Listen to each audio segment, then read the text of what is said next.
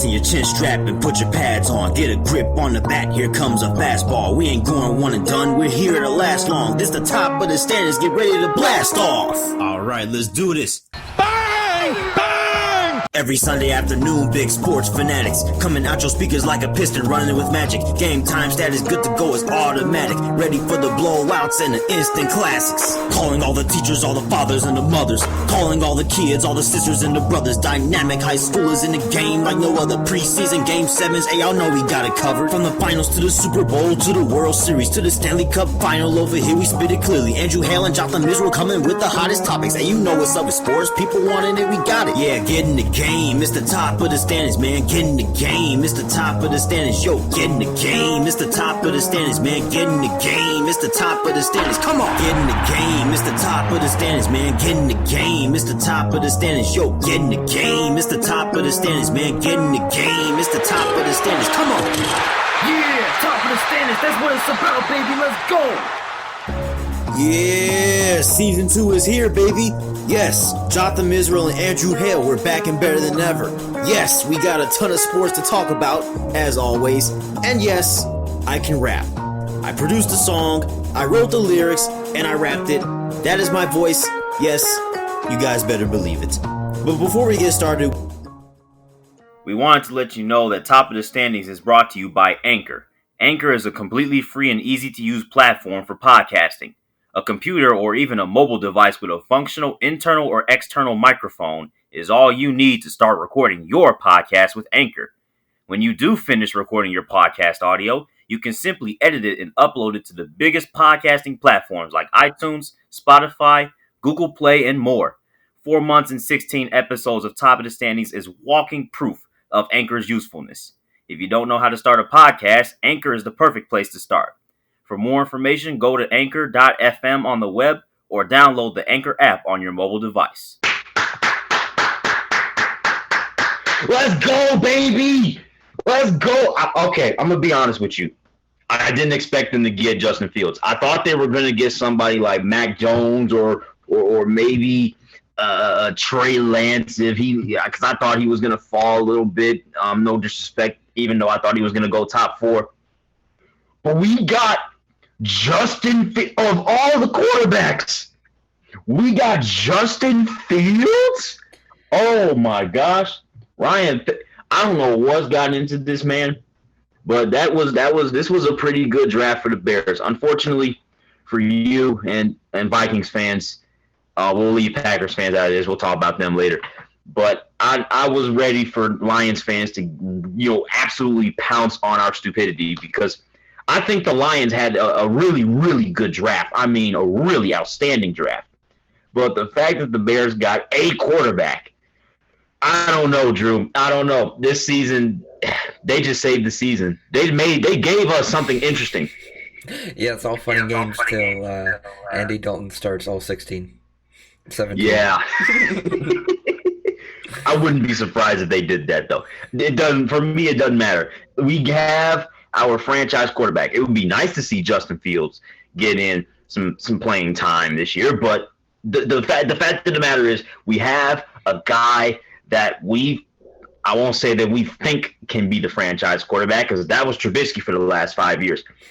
The fact that we have a quarterback that okay, you know what? That description fit perfectly. The fact that we have a real worthy, accomplished quarterback that we drafted gives us some. I'm not saying we'll make the playoffs. That is, we still have to see what that offensive line does. But at least we have something interesting on our hands. Yeah, that should give you some optimism for the future, something to look forward to. I don't know. I mean, I guess we'll have to see. We saw how it worked out with Trubisky. Hopefully the same does not happen for your sake. I was really hoping you guys picked Mac Jones, though. I was waiting for a perfect reaction. If you guys didn't see Jotham's reaction, we posted it on the Top of the Standings channel. Go check it out. But I was just hoping you guys would have picked Mac Jones. That would have been so funny. And the analysts, they were like, the Bears need to pick Mac Jones. He's the opposite of Mitchell Trubisky. He is what the Bears need. I was like, yes. Dude, look, I told you on draft night. I know you would have absolutely. This season would have been an absolute gem. I would have went ahead and probably said that the Lions had a legitimate chance to win the division if the Bears drafted Mac Jones. Oh my God! I'm not talking. I'm not saying that jokingly. I literally was thinking the Lions might fool around and win the division this year if we go ahead and pick Mac Jones. I'm not saying we'll win the division just because we didn't pick Mac Jones, but that would give me all the green lights towards Detroit. I mean, we still have to see what happens with Aaron Rodgers. I hope he doesn't come back. I hope he does not come back. I don't know. I think it's up in the air. It depends on how well Jared Goff does, how well the receivers around him do. I think the Lions really did a good job with their first pick, Penei Sewell. Great pick on the O-line. That solidified their O-line for probably near a decade for sure. Pro Bowl centers, Taylor Decker on the tackle. Now we got Sewell. Oh my goodness, that's such a stacked O-line. And then they started. Did you notice the Lions picked all defense for their next 3 picks after? I was kind of surprised, but hey, I'll take it. I'll take it. They also solidified their defensive line. I mean, they got Michael Brockers from the Rams. They got Trey Flowers. Oh, and they got Romeo Okora back. That D line is going to be nice. The O line is going to be nice. Now we just got to see what Jared Goff does. And you still have first rounders on deck in the next few. Oh my gosh, dude! I'm not even gonna lie to you. I'm excited for the Lions as a non-Lions super fan. I'll say super fan because we know I'm not a super fan. You would probably smack me upside the head virtually if I said that. But dude, this has to be exciting, dude. I mean, you guys are doing a great job building, and seeing that celebration in the draft room, then those Lions front office people were looking like they had just hit the jackpot, and reasonably so. That was some good drafting, dude. It's gonna be very interesting to see how this team gels within the next 2-3 years. I'll give them the next 5 years to just absolutely wash all of Matt Patricia out of their mouths, out of their system, all of it. I'm talking like we don't even remember that Matt Patricia was a Detroit Lions head coach. And you saw him make a pick for the Patriots, right? That was it was gross. But yeah, you can tell that the Lions, I really like their authenticity. Definitely a difference from the Patricia Quinn era. You can tell they're authentic. Dan Campbell, Motor City, Dan Campbell, yes sir. And Brad Holmes, I'm very optimistic, more optimistic than I was with Quinn and Patricia. I like you said, their celebration, you could tell that they were excited. That was a little bit different from the past regime, and rightfully so. I'm excited. I think they're doing a good job. They're starting to build with the line, and that's where it starts in football. You got to have a good O-line for your running back, for your quarterback to succeed. You need to have a good D-line to stop the run and to pressure the quarterback. So it all starts in the trenches, and I think they did a good job addressing issues of prior seasons. I don't know if I can do it. No, I can't buy my kneecap. Good try. Yeah, I can. Good try. But no. This is a good step towards biting kneecaps. I do want to talk about that Amon-Ra St. Brown draft pick. That was a pretty good pick in the 5th round. And then Jermar Jefferson, even though obviously it's a 7th round pick, it's not like he's going to be RB1 immediately or anything like that. But I think those are a couple of standout additions because those two players I heard their names when watching Pac-12 games. Back in October. So I think those are, good picks for those specific rounds. Yeah, and they were expecting the wide receiver from USC to go 2nd round. That's what they said on the show, which is great since he dropped to the Lions. And their the running back, also from Oregon State, they said he was going to he was all first team Pac-12, which was pretty impressive as well. So two good picks in the draft for the Lions. Did you Did you? I don't know if you saw it, but I can't even pronounce half of their names. Their names are very difficult to pronounce. Their first couple picks, but they got a defensive end, I believe, from Washington. If you haven't seen it, that you need to check out his press conference because he sounds fired up. Definitely a few expletives in it, saying he likes to mess people up, and so that's your perfect player if you're around Dan Campbell. I don't know if it was Levi Onwuzurike, but yeah, it was him. Okay, it was definitely Levi because I was like, okay, yeah, that dude is serious. This is some serious stuff, dude. I like the energy. I'm liking the energy, dude. I can't wait to see. I can't wait to see this develop. Ooh, my goodness. But dude, we got to talk about that the quarterbacks because obviously they were the main headliners. Of course, we already knew Trevor Lawrence is going to go number 1 overall. Yada yada yada. Now the question was, do the Jets go with Zach Wilson or Justin Fields? If I were them, I would have drafted Justin Fields, but they went ahead and drafted Zach Wilson, which isn't all that bad, but I still would have picked Fields. Oh, you? No, I probably wouldn't have. I was really impressed with Wilson's pro day. Obviously, he had a few nice throws. I think that definitely boosted his stock a little bit, and I feel like he was a perfect fit for the Jets, especially with their new regime. You kind of knew what you were getting either way. So I think it was the safest pick due to the fact that there was a few connections and they heavily surrounded him at his pro day. So I was not surprised by that pick. But the next pick after, I was kind of surprised. I was really hoping the Niners would have selected Mac Jones. That would have been so funny. It seemed like the Niners didn't even know who they were going to pick till last second. I know, right? Because everybody's like, the 49ers are so impressed with Mac Jones. Mac Jones this, Mac Jones 49ers this, Mac Jones 49ers that. I'm like, well, are you going to pick him or not? And then they go ahead and pick Trey Lance. I'm like, that's an interesting proposition because I believe that shook up the whole board because I'm just looking at it like, okay, I think teams are more willing to trade up for Justin Fields than Trey Lance. So, yeah, oh my gosh, dude. Yeah, I mean, I think it's a pretty good pick for the Niners. I mean, they could be able to compete in the near future as soon as Garoppolo's done with San Francisco. Who knows how soon that's going to come. I don't think they're going to trade him, but should be a very interesting development down there in San Francisco. I'm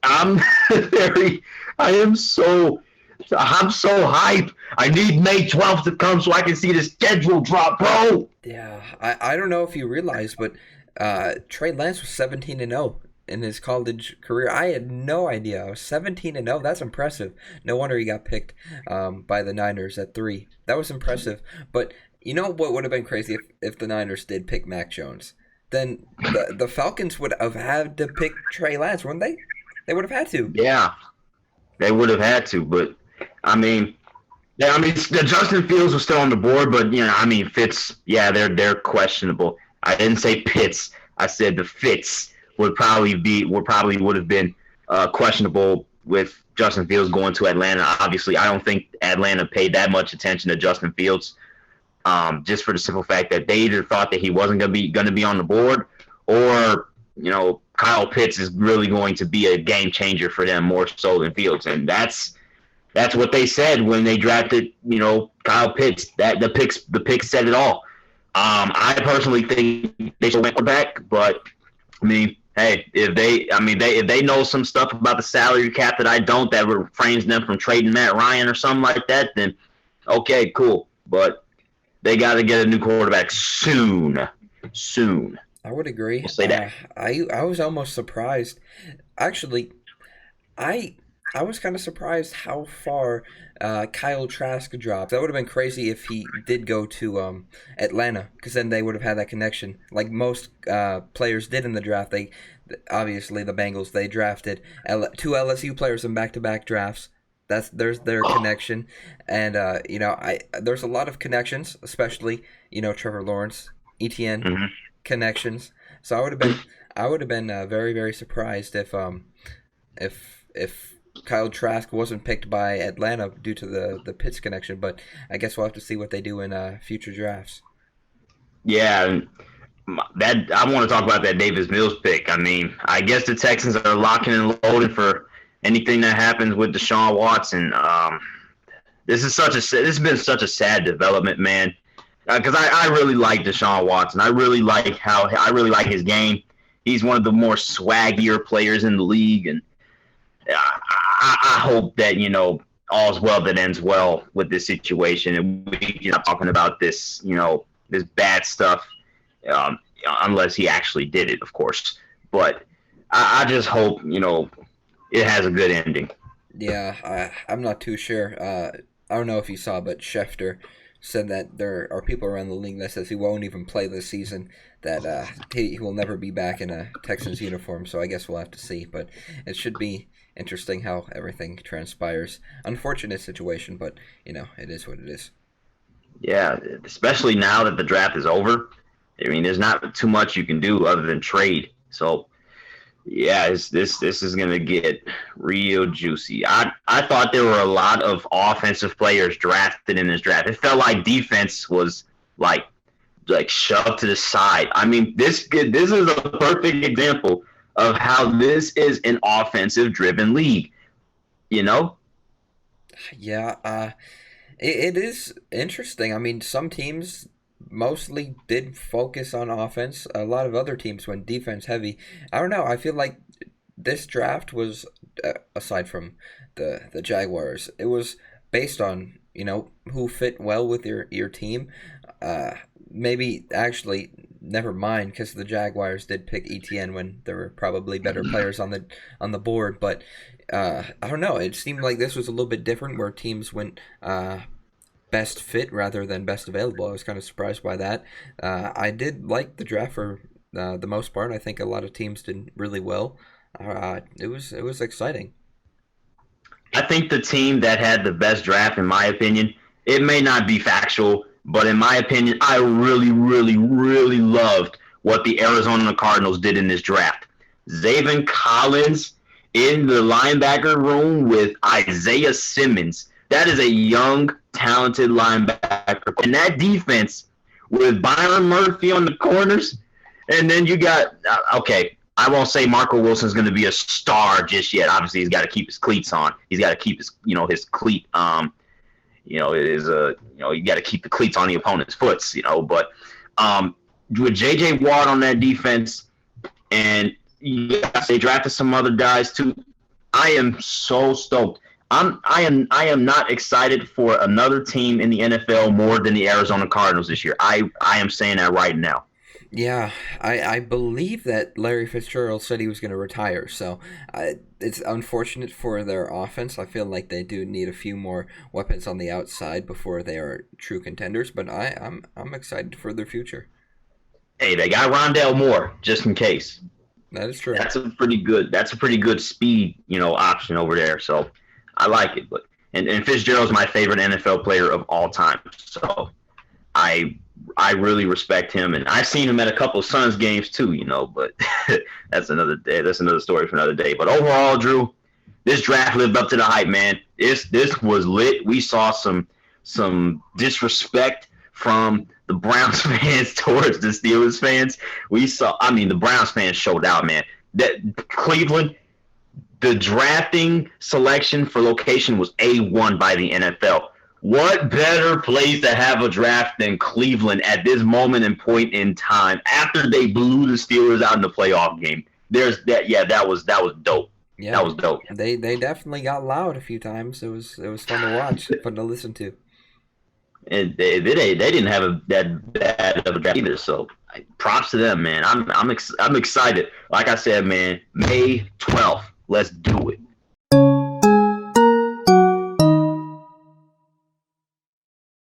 Okay, Drew. I'm going to say this right here, right now, to your virtual face in this screen. No Will Barton, no Monte Morris, no Jamal Murray. Nikola Jokic is literally mile-highing the crap out of this basketball team. He is the MVP. Okay, he is the MVP. I'm not talking just top of your regular old top of the standings MVP. He is the NBA MVP. Yeah, I think most people probably figured this for a while. I mean, he's been the best in the game for quite some time this season. I think this is just even more further proof of why he should be MVP. He's an impressive player. He can do it all. Very, very. I think he's a generational talent, in my opinion. I don't think we've ever seen a big man can do what he has done. I think the only, I guess, big man would be Magic, who can pass, who can rebound, who can shoot. It's impressive. I mean, he's shooting 40% from three. He's a big man shooting 40% from three. What big man? And then he's nearly averaging what? I think he's nearly averaging a triple double or something on the season or something like that. Obviously, he's got a he's loading up on assists. Of course, he's helping his teammates. He's gonna have to carry that load, and he's been doing it. The Nuggets have been on a win streak without Jamal Murray. They were just like, yo, they just stymied the Clippers last night, bro. Yeah. A relatively healthy Clippers team. Okay, Kawhi's back in it's his first game back, and obviously he missed 9 of the previous 10. But it's still Kawhi Leonard and Paul George on the floor at the same time. You know what I'm saying? With everybody else nearly, close to healthy. Dude.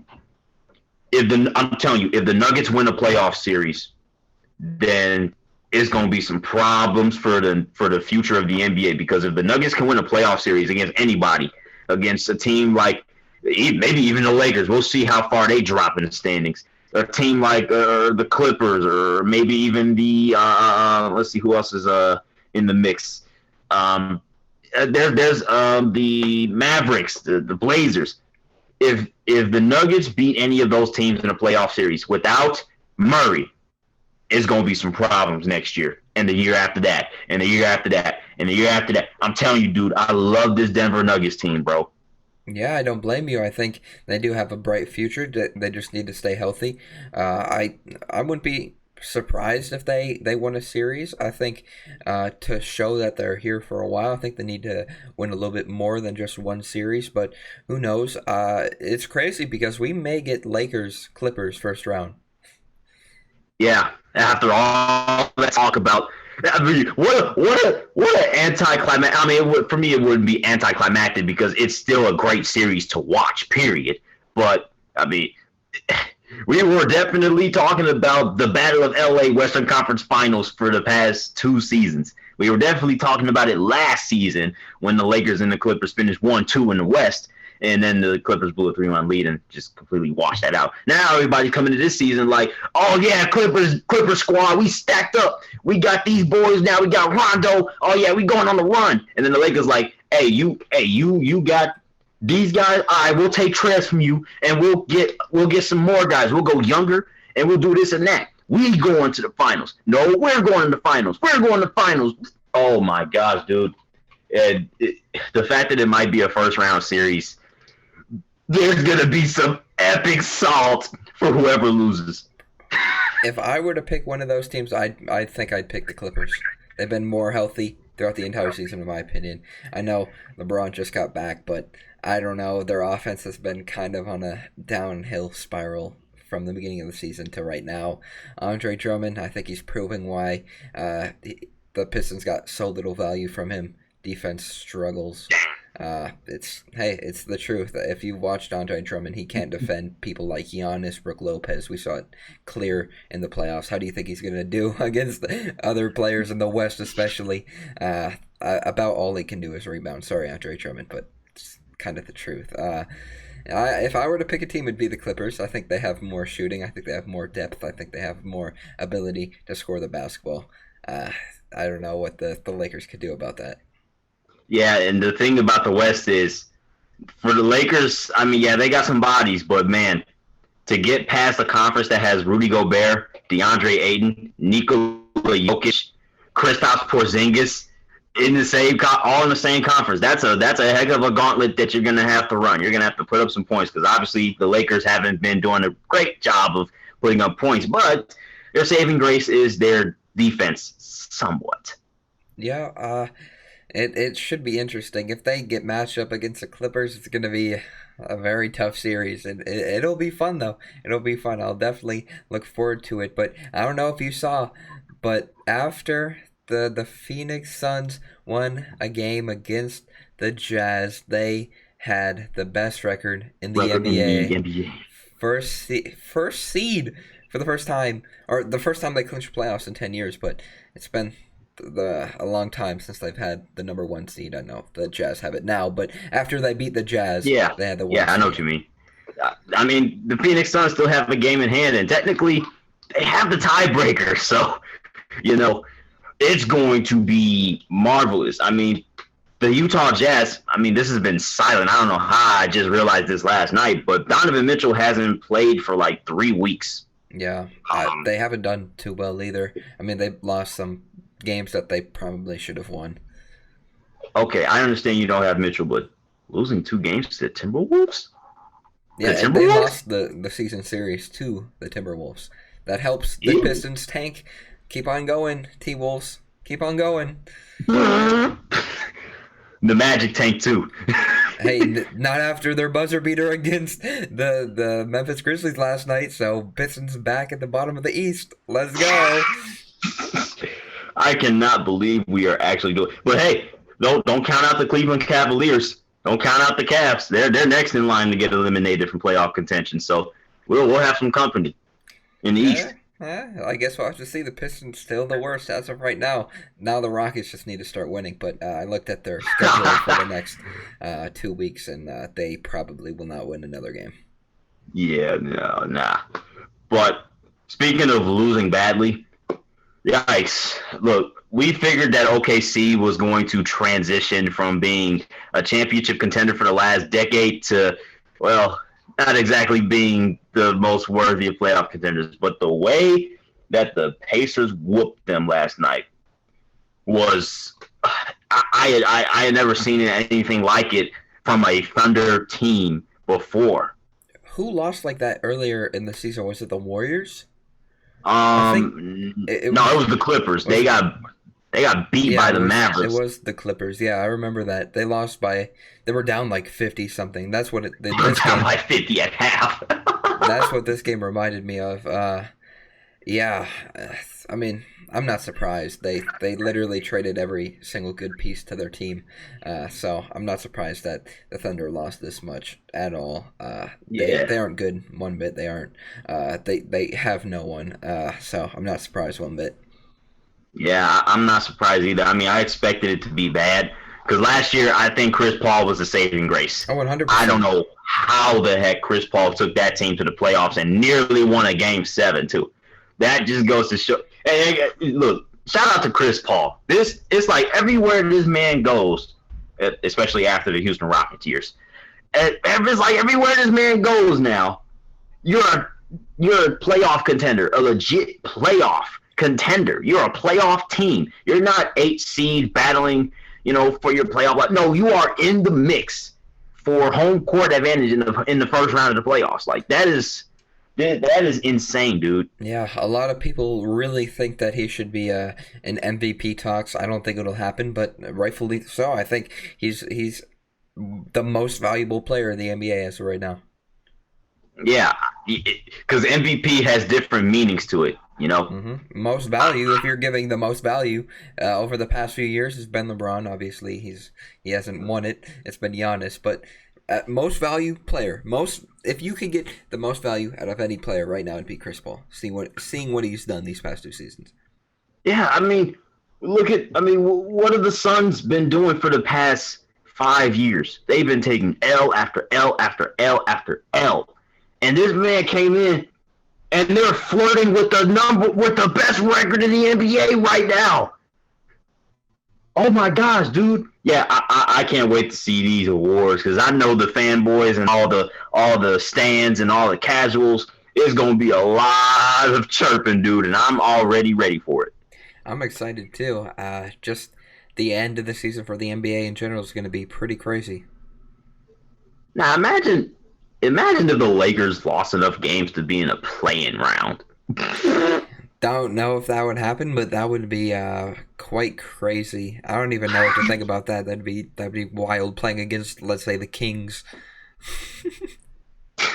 Dude, do you know how much slander LeBron would get if he were to lose that play-in tournament?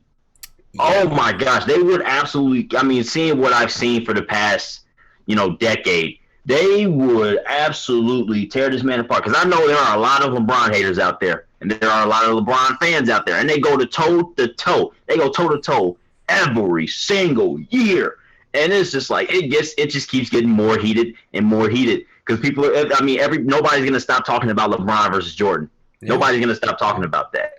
And the more LeBron does, the more it heats up. The less LeBron does, the more it heats up. So, it's marvelous. But I would be jaw-dropping if they were to lose the play-in round. To any of the teams like Memphis and Golden State and San Antonio. Ew. Yeah. Hey, if they do, you heard it here first. Everyone needs to blame Jotham. You're gonna get canceled on Twitter. Everyone's gonna be like, "This dude called it. He needs to just stop." Yeah, dude. But I'm also calling this. The Brooklyn Nets will have the number 1 seed, even though they have a tougher schedule than the Sixers and a nearly identical record. The Brooklyn Nets will have the number 1 seed. The Sixers better make sure to do what they can to prove me wrong. But I think the Nets will get the number 1 seed. See, I don't think that's as hot of a take because I think everyone realized that was a great possibility after the Nets got, players like James Harden and Blake Griffin. But, I wouldn't be surprised if that were to happen. I think it will. I think everyone's getting a little bit more healthy here towards the end of the season on their team, so maybe they'll be full strength by the start of playoffs. That would be very, very exciting. I hope they win the finals. I do. I think the city of both New Jersey and Brooklyn deserve it. KD, it would show how good of a player he is. I know people always say he's been going to super teams, but still, to win championships like this, and then Kyrie, and then Blake, I would be mad if I saw Blake in the finals. And James Harden, that team is just it'd be an exciting playoff series with whoever they face. Yeah, and also I'm also going to be interested to see their reaction to winning a championship if they do so. Could be a mystery, dude. Yeah.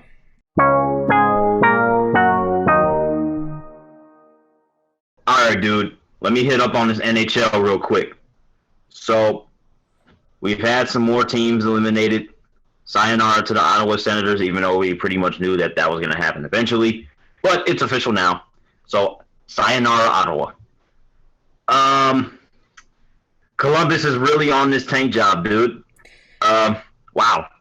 Hey, yeah, so are the Red Wings, too. They went almost back-to-back games going scoreless into a shootout. They really do not want to win. It's funny. It's funny because they lost the shootout to the Jackets, and then they win the shootout against the Lightning, which I'll take any day. But, it's okay. The Red Wings are... It's funny. They were 5-5-5 in the month of April. That's progress right there. That is progress. Yeah, that's progress, especially for this team standards. That's why I was like looking at Drew. The Red Wings have been racking up some points recently. So I mean I don't know how to take this, dude. Do you take it as maybe our team is really, really developing, so we can maybe compete for a playoff spot next year, or is it no, just play hard for 2.5 periods, tank the last 5 minutes of the third period, and lose the game just so we can get a higher draft pick? Well, most of my tanking jokes are, just jokes because I don't think any professional sport really wants to lose. But I've been more focused on the players overseas for the Red Wings. They're getting more and more prospects to come and play a few games for the Red Wings to see how they're doing. But overseas, they got a defenseman from Germany a few seasons ago in the draft. I'm going to have to show you his highlights because he is an enforcer. Every single highlight I see is him just dropping someone with his ferocious hits. He's a really good goal scorer. Very, very impressive player. One of the best in the Swedish league. I think he may even win MVP. I'm not too sure. But he's very, very good.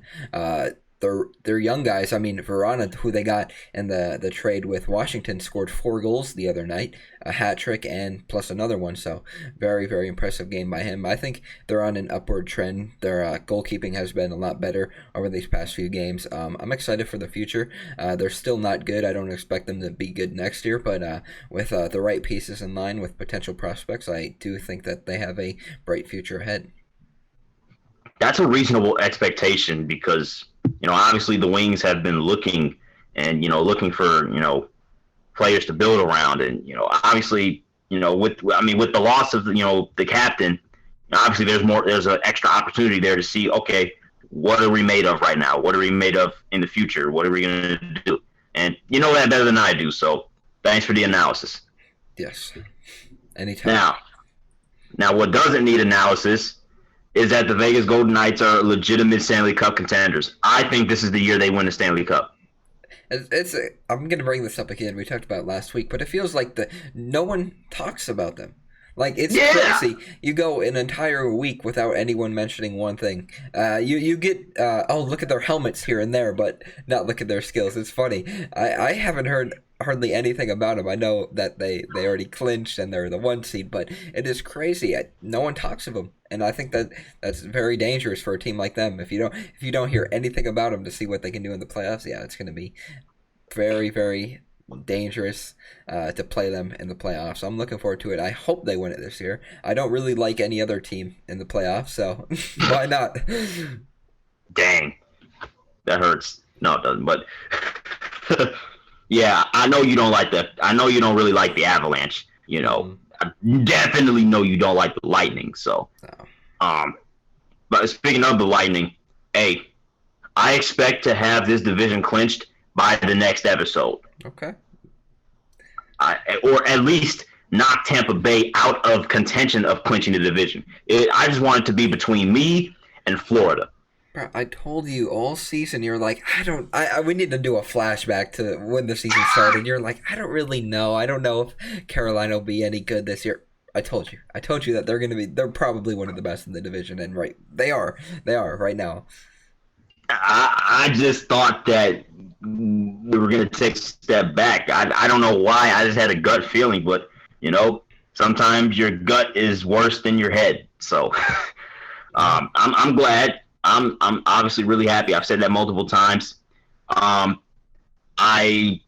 think we could do better in overtime, and because we have 7 overtime losses, which is the most amongst teams in playoff in the top 4 right now. Obviously, Dallas has 13 overtime playoff losses, which is probably the main reason why they are still in playoff contention.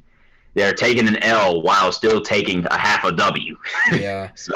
It is. I wouldn't say that's the worst thing to think about because it is 3-on-3 after all. When you get into the playoffs, it's 5-on-5. So overtime, I wouldn't make a big deal out of it. I mean, you still get a point at the end of the day. Your team is still fighting hard. It's just unfortunate that you could have a bad break, a loose puck, and then someone takes it on a breakaway and scores. So I wouldn't fret too much over the overtime losses, but definitely continue to win to go into the playoffs on a hot streak. True. I'm just struggling to figure out who I would want to face in the first round. Because I'm assuming that we do clinch the division. Do I want Nashville or do I want Dallas? I genuinely do not know. I prefer to see Nashville, not just because I think we have a better chance against them, but because I like the Predators more than I like the Stars. Not saying I don't like the Stars, but I just really like the Predators. Yeah, I don't know either, because the Red Wings have played Dallas quite a bit these past few weeks, and Dallas, they haven't really looked like spectacular, like they haven't at all. So I guess it wouldn't be the worst thing if you faced them, but if you do like the Predators, I think you should hope you don't play them, so you can play them a little bit later, because then let's say you win, then they're gone. So I think you should. I wouldn't say, because anything can happen in the playoffs. I don't know. Whoever you face, good luck. Yeah, I mean, I'm just looking. I just want to knock out Tampa Bay because I really wouldn't want to eliminate Florida or Nashville because I like those two teams. You're hopping up upon the Lightning hate train. Yes. Look, I won't say hate, but just, Kane fandom. I don't hate. Okay, hate. Lightning hate. Yes. Two aboard the train, probably a couple 100,000 along. But, Fine. We'll call it Lightning hate. I will be rooting for the Panthers so hard to knock out the Lightning. Yeah. Because I love how the Florida Panthers have looked this year, and I wouldn't want their season to end by the hands of their in-state rivals. Yeah, that would be unfortunate, and the Panthers haven't been to the playoffs in like 6-7 years, so definitely I'm rooting for them. I got the Orlando City right here, Florida, not Tampa Bay, so let's go, Florida.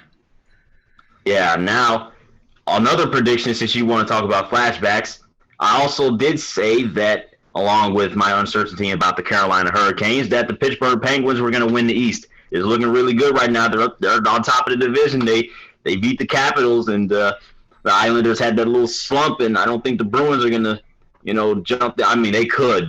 I mean, the East is really, like, airtight right now, like, legitimately airtight. But I don't know, dude. Yeah, let's see how far they go in the playoffs. I feel like they are a target to lose first round. Actually, I'm gonna just stop saying that because remember what happened last year when we predicted NHL.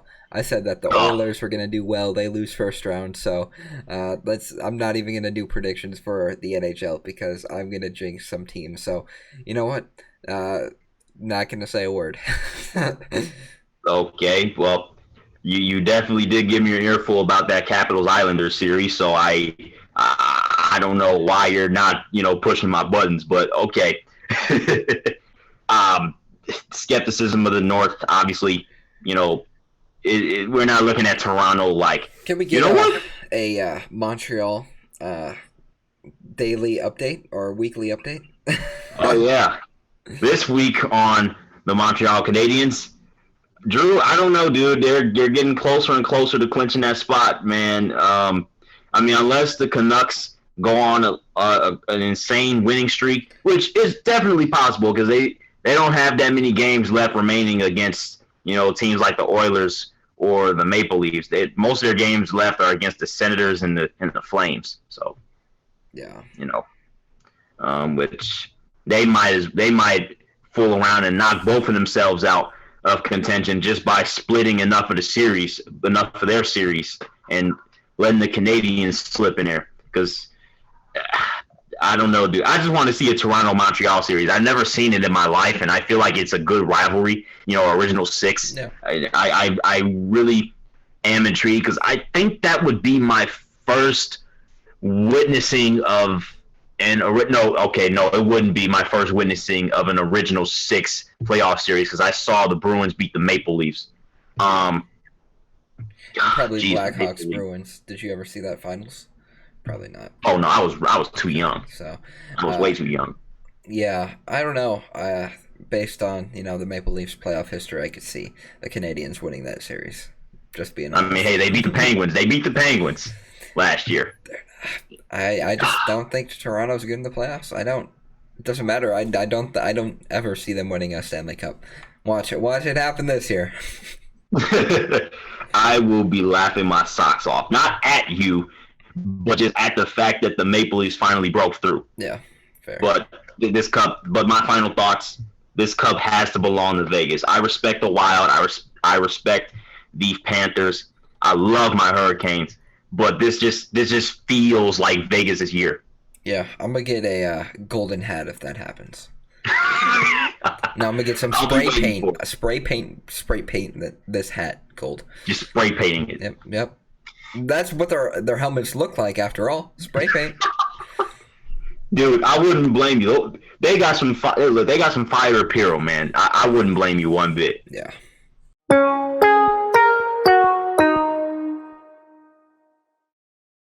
Okay, Drew.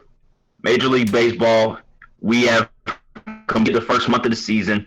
Do you have any team out there that you're looking at like, this team is looking pretty good? So let's just eliminate the Tigers real quick. At 8-18 in the month of April. That's really fun. That's really a lot of fun. They got outscored 24-0 in 3 straight games, so a lot of fun there. The best team. I don't know. I kind of like what the Blue Jays have done. I know they aren't too good compared to other teams, but I do like what Vladdy Jr. has done. Obviously, hitting 3 home runs in a game is impressive. I don't know. I feel like, again, the teams in the MLB are pretty even. I don't think there's really too many standouts. Obviously, the Dodgers lost last night on a walk-off, which was pretty insane, to the Brewers. I don't know. I don't think any team is really standing out. I feel like it's going to be a race to the top with teams like the Dodgers. But I just got to say, I really do like the San Diego Padres. I like what they're doing. I like what Tatis did against the series against the Dodgers. I really like what he did. I feel like every team is pretty evenly matched, though. I don't feel like there's truly a standout. I agree because, technically the Brewers have the highest winning percentage in Major League. Actually, no, the Royals have the highest winning percentage in Major League Baseball at 16-9. The Brewers are 17-10. I don't know if we are ready to declare those 2 teams as legitimate World Series championship contenders just yet. I would not, because we bring this up every week, but we saw what happened with the Mariners the other year. Start off really, really well and then just fall apart. I could see that happening with the Royals. I don't see them being as, having as much longevity as teams like the White Sox and other teams, maybe the Twins, who have really struggled as well. But the Royals, their pitching is really good, their bullpen's really good, but I don't know if they'll be able to continue that the entire season. So I have a teacher that's a White Sox fan, and he is so convinced that the Royals aren't going to do jack crap this season. Yeah. Because obviously, you look at the White Sox and their lineup and this and that and their pitching staff, and it's like, dude, they're going to wear out eventually. But I would love to see the Royals put up a fight.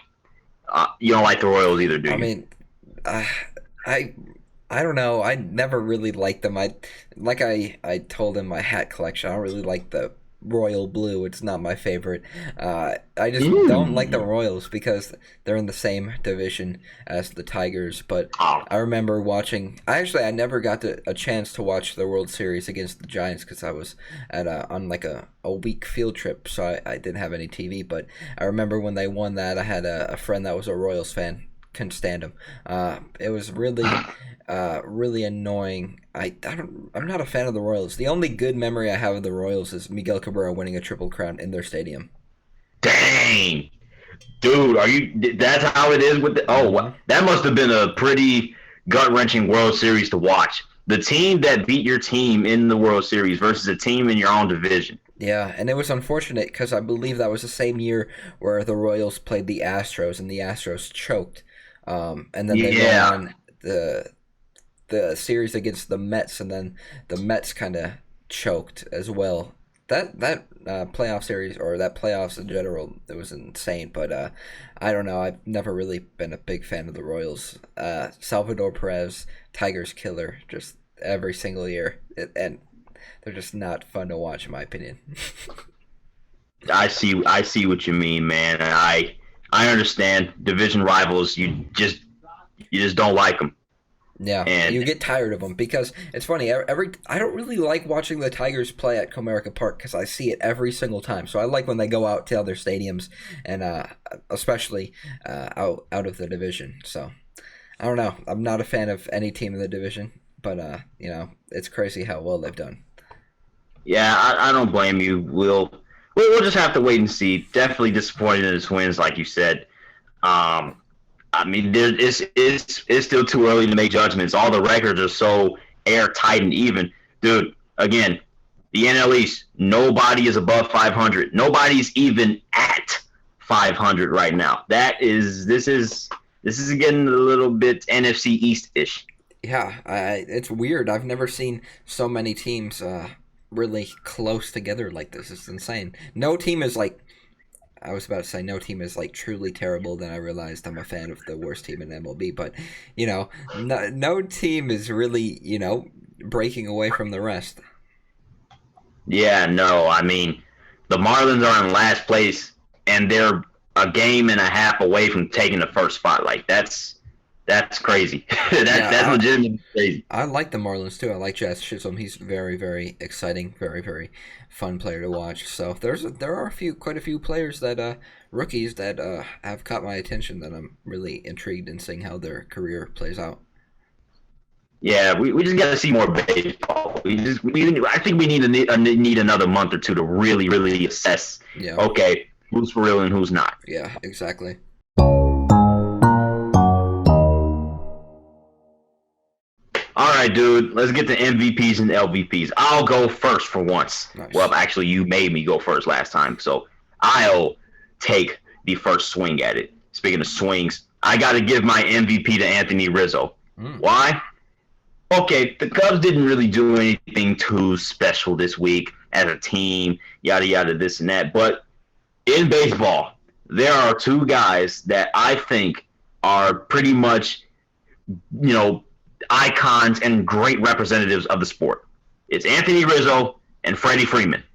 Okay. And earlier this week, when the Cubs traveled to Atlanta in their 3-game series against the Braves, well, okay, the Braves handed it to them in one of the games, and so much so that, well, David Ross had to go out and pull out a position player to pitch, and that position player for once was Anthony Rizzo, and Anthony Rizzo had to pitch against Freddie Freeman, who was 4 for 4 in the game at the time. And Anthony Rizzo and Freddie Freeman are just chuckling it out like two friends at the Sandlot, and it was so entertaining. That was the Cubs' only bright spot that night. And seeing Anthony Rizzo go from throwing 2 balls and getting himself into a 2-0 count to getting 3 strikes in a row on Freddie Freeman, and he struck out Freddie Freeman swinging. I was like, oh my gosh. And as soon as Freddie knew he whiffed, he started chuckling. He already knew. Yeah. He just got struck out by his buddy. It's funny. Hey, Frederick. Freddie Freeman's definitely one of the more funny players in the league. I remember when he was mic'd up during the All-Star game. Very, very fun to watch and listen to. But, yeah, that was crazy. And it is very interesting because I've had similar experiences where, they playing baseball where, you're facing a hard-throwing player the entire night, then they bring in this really slow pitcher. It's tough to get your timing right. So I'm not surprised that happened. I am surprised that he struck out swinging because we don't see that too many times when a position player comes in. It's usually looking, they pop up, they ground out, but strike out swinging, that's kind of funny. Yeah, and that is exactly why Anthony Rizzo deserves my MVP, because he worked for that out. He 100% produced that out. That was all 100% him, unassisted, all by his lonesome, the lone Cub out on the mound. And it's funny because the very next batter, he went right back to first base, I believe, and it was just like, oh man. He's definitely gonna have some words for Freddie Freeman anytime that happens again. Yeah, that was crazy. Yeah, but who's your MVP though? I gotta give it to the Jets. I felt like they had the best draft. Securing their future as at the quarterback position, then them solidifying their O-line. Trading up, and then able to get the best receiver in.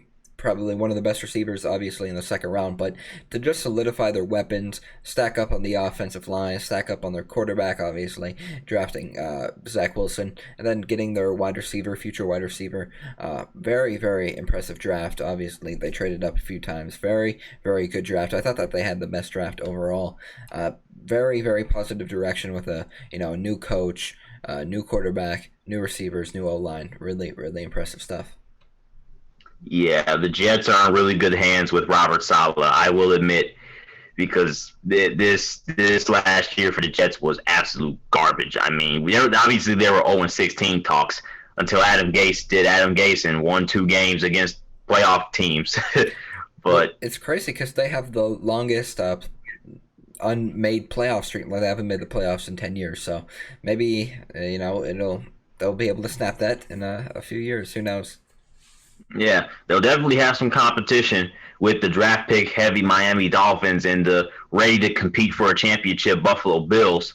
But, we'll have to wait and see. Teams can surprise. And then you still got the Patriots to deal with. Who knows what they'll do? I don't expect too much out of the Patriots. I think they'll probably be flirting with last in the division for once. But, yeah, dude, it's going to be very, very interesting to see that New York Jets team because it looks like they're finally out of that funk. Very similar to the Detroit Lions. Their coach just basically ruined the team, Like many coaches do. I mean, that's just a thing when you get a bad coach. That's something that happens. So, it's really important to make sure that doesn't happen again with the players you draft and the staff you draft. So, both a lot of teams, not even just the Lions and the Jets, but a lot of teams have bright futures.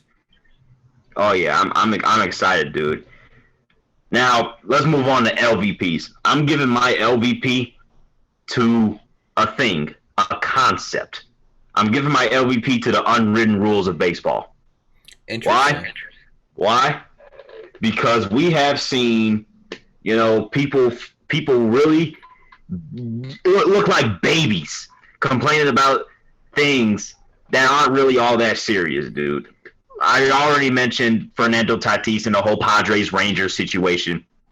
But, man, I've seen some pitchers really, get hype after, recording strikeouts or recording outs and stuff like that. And I'm looking at Amir Garrett of the Reds and what happened in the Cubs-Reds game this past week. And he's, celebrating strikeout. He's really hype. That man gets really hype. You might remember him for single-handedly taking on the entire Pittsburgh Pirates team from, 2 years ago or something?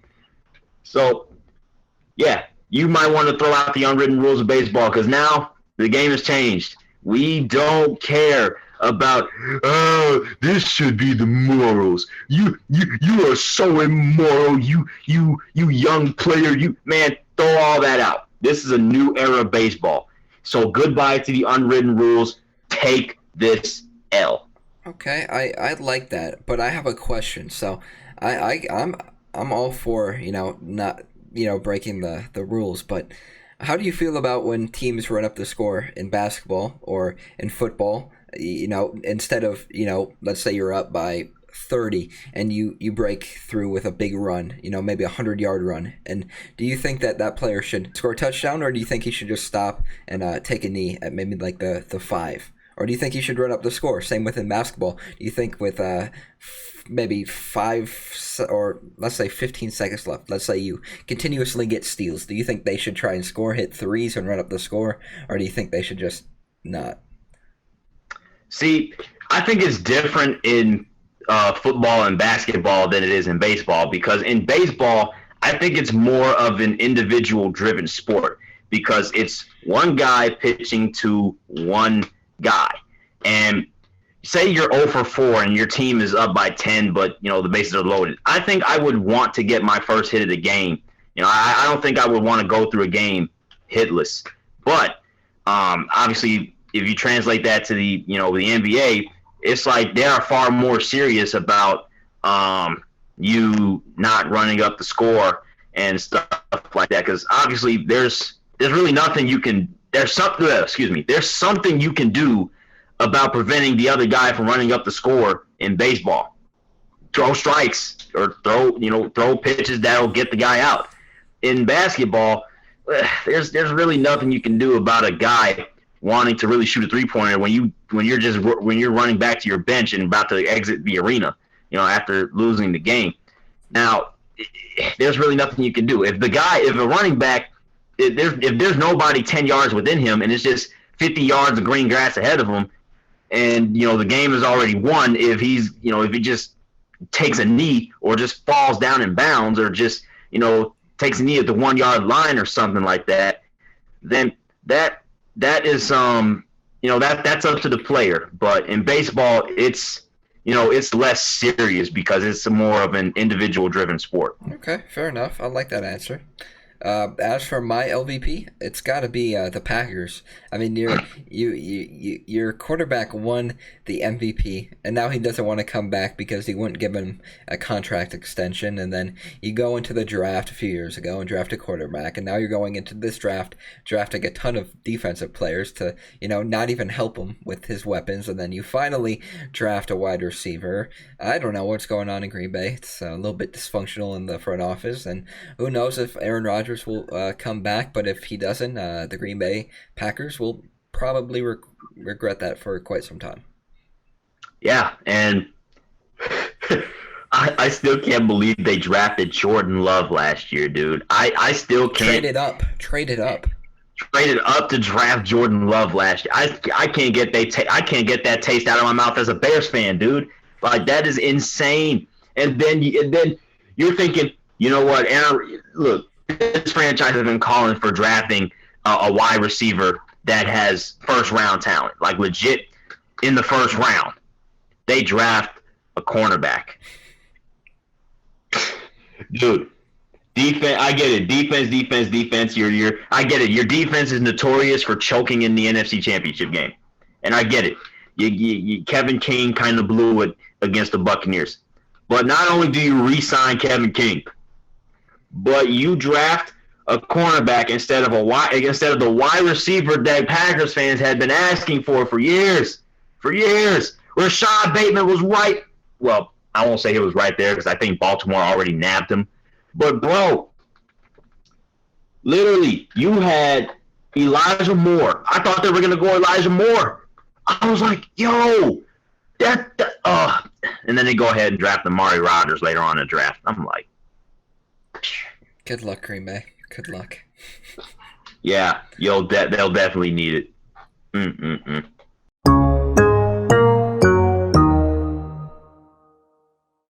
All right, dude, let's get to some trivia. Now, last week, I asked you a question about the MLB because we've seen, a few no-hitters this past month. 2 of them, to be exact. Almost 3. And it could have been 4 because Madison Bumgarner's didn't count, unfortunately, as a no-hitter because it was only 7 innings. And the pitcher who threw before him, he only had 1 hit, and it came in the 7th. So they could have had back-to-back 7-inning no-hitters. That is absolutely tough. But my question was, what is the MLB record for no-hitters in a single season? To be fair, I thought you said month last week, so that's why I said 3 or 4. I know it's probably a little bit more, but I thought you said month, so that's why I guess 3 or 4, just to clear that up. But as for an entire season, let us know. Do you want to guess since you misjudged the question last week? Give us a guess. An entire season. Well, I feel like I'm still right with the fact that I feel like it's going to be quite old due to the fact that the hitting was less than it is now. I mean, I feel like it was a pitcher's game back then. Cy Young, Babe Ruth, so many great pitchers back then. So I'm going to guess it's going to be really old and it's going to be like 15. Well, you should have guessed your favorite number because it's 8. Oh, I should have. It's like an on and off philosophy. Okay, if 8 sounds like a reasonable answer, then I'm gonna go 8. That's kind of a philosophy that you took for a couple of questions. Sure, yeah. I asked previously. But yeah, the answer is 8 no hitters, and that record was set in 1884. You guessed it, a pretty old time for the sport. Yeah. I'm not surprised one bit. In the modern day baseball, it's a hitter's game, not a pitcher's game. So I'm not surprised one bit. If you follow baseball history, you know all the greats back then. But 1884, I could see that because that's when baseball really got created. So I'm sure a lot of people had some struggles in the batter's box. Yeah, and obviously, when I say no hitter, I'm talking about the modern definition of no hitter, the no hitter that was established in 1991. No hits or anything like that in 27 innings. Obviously, I think there was a different definition of a no hitter back in the day, and I just had to cut it down to the ones that were that would be defined as no hitters if it happened today. Yeah, and that number is 8. and the year is 1884. So yeah, let's Okay. see if that record gets broken this year. If it does, that's going to be insane. I don't see it happening, but if it does, that would be quite crazy. Okay, for mine, this one's kind of sad because last night, Michigan State's record of blank years ended with a player being drafted. So the question is, how many years straight did Michigan State have a player drafted in the NFL draft? I'm going to guess 10. 10. Okay, I'm gonna advise you that's very, very low. So it's a pretty high number for a hint for the fans as well. Pretty high number. 10 is kind of far off. So Wow. Okay. look forward to the answer next week. It's kind of crazy. I would have never guessed this myself either. Okay. I mean, out of 200 plus players, I could see why 10 years straight of having one player out of the 50 plus out that go to Michigan State every single year. Well, I mean, And honestly, the multi rounds, so anywhere Yeah. from the first to sixth. Though, keep on thinking about it. It's kind of crazy. I would have never guessed, especially since Michigan State's not like a Alabama. Maybe they once were, but not anymore. yeah, I'll definitely look forward to that answer. But yeah, dude, we talked about it a lot. Obviously, we're entering another calendar month. Usually we're talking about, Stanley Cup and, NBA semifinals and stuff like that, and conference semifinals and stuff like that. But still having a great time, still having a blast, even with the pushback. Yeah, it's gonna be quite exciting. A few weeks until we get those playoff series. So very excited for that. And Jotham, same time next week, man. Oh yeah, you already know it, man. If you guys enjoy the podcast, give us that 1, 2, 3, 4, 5-star rating on Apple Podcasts, Google Podcasts, or whatever listening or streaming device you're using to listen to Top of the Standings. Give us that like, comment, subscribe if you're watching on YouTube, and give us a follow on Instagram, Twitter, and Facebook, the Big Three. And also go check out our website. And if you even want to, you can scroll through our YouTube channel and look at the aforementioned draft reaction of Justin Fields. I had quite a reaction, and I still would have if we picked Mac Jones. It just wouldn't have been as pleasant for me. Definitely would have been more pleasant for that guy over there, but it is what it is. This has been episode 34 of Top of the Standings. We'll see you guys next week. Peace.